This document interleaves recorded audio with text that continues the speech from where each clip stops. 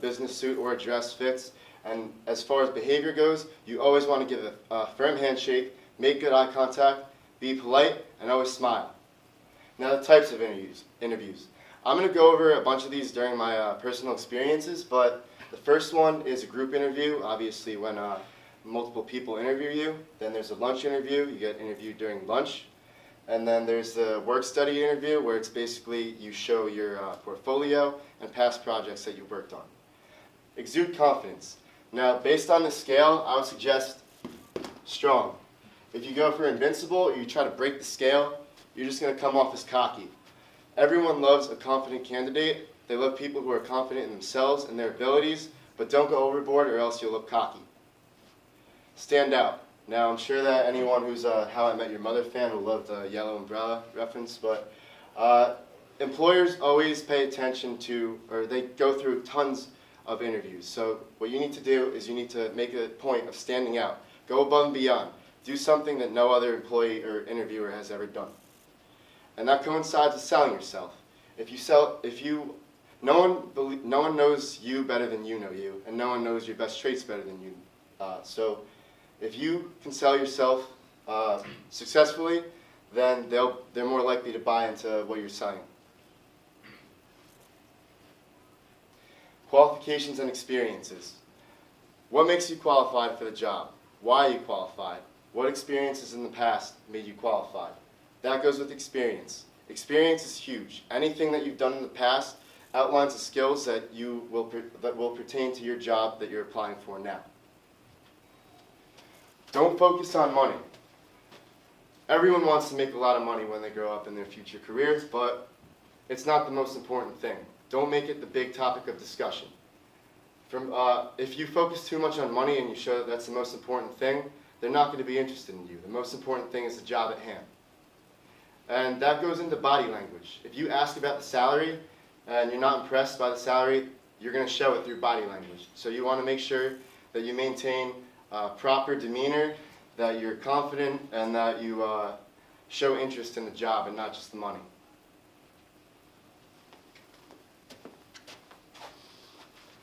Have a conversation. Don't treat the interview like an interrogation. The interviewer is not there to rip on you. He's not there to roast you. He's there to get to know you and to know why you're qualified for the position. So relax, have a conversation, and don't be intimidated by the questioning. But with that said, don't get too comfortable either, because if you get too comfortable, that leaves room for going off topic. You could start asking personal questions about them. You could go off topic and talk about something completely different. So don't get too comfortable, stay on topic, and make sure you avoid making any mistakes like that. Keep it recent. Obviously, it's better to have more recent experiences because you know them better, you remember them better. Also, if you were to bring up more past experiences, then they might look at it as, why isn't he bringing up the more recent ones? Did he do something wrong? Was he fired? You don't want them getting suspicious and questioning you about that, so try to bring them up. Make your future goals clear. Obviously, people like a motivated employee, a motivated interviewer. So when you go in, make sure that you show them that you want to grow, that you have potential, and that you're looking forward to the future in the company. Focus on yourself. Like in track, if you look over at the other lanes and focus on your competition, you're going to slow yourself down. Look straight ahead. Focus on yourself. If you look at others, you're just going to make yourself seem nervous, and you're going to make yourself seem like you're doubting yourself. Stay on topic. The topic is you. So my personal experience, I interviewed at Sherwin-Williams. We went to Houlihan's. It was a lunch interview, and because it was at Houlihan's, he was a little laid back. He started asking me personal questions. I kept it vague, kept it to the point. Basically got a free meal out of it because I didn't take it, but I still thought it was an effective interview. I did take this one. It was Denner and Morantz. It was a group interview, and here you see our wonderful President-elect Donald Trump being swarmed by the media. I kind of felt the same way. I was a little overwhelmed. I had 6 people interview me one by one, but I thought it was effective because I got to meet the entire team. And lastly, the Bergen Academies. That was a portfolio or a work study interview. I shared my portfolio, went over past projects.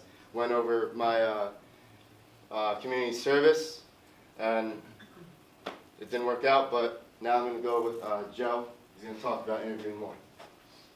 Hi everyone, my name is Joe Kuhn, and I'm going to talk to you guys today about how to conduct an effective interview. So an interview is one of the most crucial steps in the hiring process, and you really want to make sure that you have the right skills in order to gather the correct information to make sure you're hiring the right person. So today I want to talk about two things mostly. I want to talk about interview etiquette and the different techniques that you can use in an interview. So the 6 different techniques are non-directive, structured, situational, behavioral, targeted, and evaluative interview. First off, I want to start with the basics with etiquette. So first off, preparedness. Preparedness is more than just having a list of questions that you want to ask your candidate. It's knowing your candidate and also knowing the job that they're applying for. So make sure you take some time to look at their resume before they actually come in so you can have relevant questions to ask them. Next thing, when they actually come in, make sure you create a positive, comforting, relaxing environment. If a candidate isn't really feeling comfortable or is nervous, then they're not going to really be able to articulate well why they might be a good fit for the position, so you might actually end up missing out on someone who might have been perfect for hiring. Next thing you want to do is you want to gather some information. So obviously the most important thing is that the person is qualified. So you want to ask them about their past experiences and their skills. Ask them about where they've been in their career, what they've done, and how it's helped them, and why it makes them relevant to today. So then we have active listening. As an interviewer, you don't want to do most of the talking. You want to let the interviewee do most of the talking. So ask them relevant questions and listen to how they answer questions. Are they answering questions strongly or vaguely? If they're answering something vaguely, that might mean they're not actually as qualified as they're saying they are. And then part of active listening is taking notes. You want to jot down as many notes as you can during an interview without being a distraction to yourself or the interviewee. Taking notes is a really good way to keep track of all the people you might be looking at to hire for a position. That way, when you're looking back, you know who you're wanting to get and who might be the best candidate. And then lastly, about 8 or 10 minutes at the end of the interview, leave some space for questions. While a point of an interview is getting a feel for an interviewee, part of it is also having them come into the company and figure out a little bit more about a job or a position that they might not have read from the description. So you want to make sure that they are doing their own analysis too. And lastly, make sure you inform the interviewee about what's happening after the interview. Let them know how you'll be contacting them, about what time frame, and if there are any other additional steps after the interview process. There's nothing worse than walking out of an interview feeling lost or forgotten about. Moving on to the techniques, the first one we have is non-directive. So think of this as kind of getting all the cards on the table. You ask the interviewee, anything that really comes to mind, and you want to gather as much information, and it's very relaxed, and you let one answer maybe spark another question for them in your head. Next, we have structured, which is kind of the opposite. So in a structured interview, you have a set list of questions that are pre-made for generally every candidate. So you sit down and you go through the list of questions and you don't really deviate from that. So that makes the process similar for all the candidates. Next, we have situational. Situational. So in a situational interview, you're kind of looking for the potential for future job preparedness. So you're going to ask the interviewee a question about something that might happen in the job environment and how they would react to it. Similarly, we have behavioral and targeting, and I put these two together because a lot of their main aspects coincide. And in this one, you're looking for a candidate who is knowledgeable and has already had a similar position. So you're asking them about a past experience and how they've conducted themselves in that way. Lastly, we have evaluative. So in this technique, the point of it is to get rid of interviewer bias. So it's kind of more of a written scoring thing, and after an evaluative technique interview, whatever candidate has the highest score is generally considered to be the most appealing. Last thing I want to touch on were the restrictions. So as an interviewer, you need to know the HR laws that are preventing discrimination. So you need to ask questions that are relevant to the job and that can be asked of any other candidate. So you don't want to ask things about gender or like sexual identity or marital status. So I just wanted to touch about some personal experience that I had with an interview, that I felt the interviewers weren't prepared, and because of that, I wasn't able to interview effectively and get my point across as a potential candidate. So when I first arrived at the company, the two interviewers who I was supposed to be meeting with were actually in another meeting, so I had to sit down in the lobby and wait about 20 to 30 minutes. And I actually had another interview that day in Philly, so I was kind of really stressed out already because I was wondering if I was going to run in late. And when I finally got in, they greeted me, and then they kind of sat down and just looked at me for 20 seconds. And I felt really uncomfortable. They didn't really say much. And then when they started the interview, they were kind of just talking between themselves and didn't really have any structured questions for me. So they felt that they were unprepared and it was a little bit unprofessional. And because of that, I know I didn't do well. I walked out of the interview thinking, wow, like that did not go well.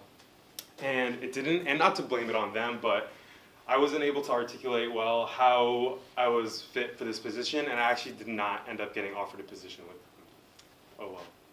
But anyways, to recap my presentation, I talked about the different skills and that you need to be an effective interviewer, as well as the different techniques that you can use during your interview, depending on what kind of hiring you're looking to do. Next, we have Ryan Krupa, who's going to talk to you guys about the selection process.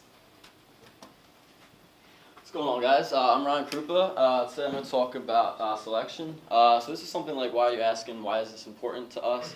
As business students, as human resource management students, this is something that in a couple of years from now, when we're hired at a company, this is the processes we're going to be going through. So I'm just going to touch on a little bit of everything based on this. So first of all, what is selection? Selection is the process of having a group of candidates who are all qualified in their own way come together, and your job as the selection people is to find the best of the best. So you weed through the not so strong candidates, the pretty strong candidates, and then the best candidates. And then once you find the best, you narrow it down, and then you finally hire that person. So the phases of the selection process, first is the pre-interview, the interview, and the actual selection itself. I'm going to touch on all three of those a little bit. They already covered it a lot, so I'm not going to do it. And then hiring and onboarding, which Derek's going to take care of after I'm done here. So the first thing I want to talk about is the interview. So in pre-interview, there's the job analysis, which comes first, which is identifying what exactly it is that you want to achieve. So what does this job entail? What is this job, what is the actual description, and what are you trying to fill a position? Then reviewing resumes and recruiting, that all goes along with it as well. And I'm going to touch on that actually right after this. So first, reviewing resumes. How do you find the best candidate from a piece of paper? So you have to go into that. Sometimes you're at 100 resumes, sometimes there's thousands of resumes. And basically you have to look at each one and look for a couple critical aspects of it: GPA, experience, community service, stuff like that, and you have to find the best of the best just from a piece of paper to get the actual interview. This is something that's important. Recruiting is very crucial. People sometimes look at this because it's like a behind the scenes thing that people don't really notice too much, but recruiting is actually huge, because no matter how great your company is, you have to realize that sometimes the best candidates don't come to you. You have to go out and get those candidates sometimes. Then we're going to go into the actual interview itself. As an interviewer, I'm not going to go too in-depth into this, but the big question you always want to keep in mind is, why should we hire this person? What is it about this person walking in the door that's going to change your company in a positive way? What can they bring that's different than the next guy who's coming in after them? So that's basically what you're looking for. Some of the things we're looking for when they come in the door. This is very critical. You want to be confident. That's like the number one thing. You want to go in there and you just want to be like, look, this is my job. I got this. I'm about to take it. You don't want to be like, oh, timid, like, oh, I don't know if I got this. You want to be dressed to the nine. You want to be looking fresh. You want to be ready to go. Trimmed haircut, like everything's going good. You're smelling good. All of that. What are we not looking for though? This is a big one too. As women, as you see here, I mean, this girl looks like she's going to the club. She looks good. Don't get me wrong, but that's not what we're looking for this. My guy over here, I mean, he looks like he literally just rolled out of bed, smoked weed, and is coming to an interview. Like, that's no good. Like, these guys just sent out the door. That's not what we're looking for. So don't let your appearance blow an opportunity for you. That's basically what I'm trying to tell you. Now let's talk about the selection itself. So selection process, there's 4 main parts: planning, review, research, eliminate, and hire. So you can't review any resumes until you plan exactly